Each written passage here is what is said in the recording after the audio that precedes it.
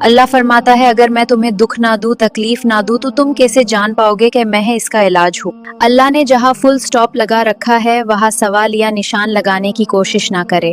یہ ہی ایمان اور توحید کا تقاضا ہے۔ اللہ سخت دل میں نہیں ٹھہرتا، وہ توتے دل میں جگہ بناتا ہے۔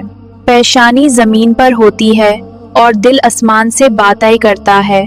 ہزاروں مایوس لوگوں میں سے اگر اس نے تمہیں دعا کی توفیق دی ہے تو وہ کیسے تمہاری دعا رد کر سکتا ہے جس نے دعا کا حکم دیا ہے۔ اے اللہ دلوں سے وہ فکریں اتار دے جن کا بوجھ تیرے سوا کوئی نہیں جانتا۔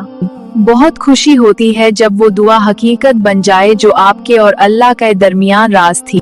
جہاں تک ممکن ہو لوگوں سے دور رہو تاکہ تمہارا دل سلامت اور روح پاکیزہ رہے۔ اپنی زندگی میں دو چیزوں کو کبھی کم نہ ہونے دو، صبر اور شکر۔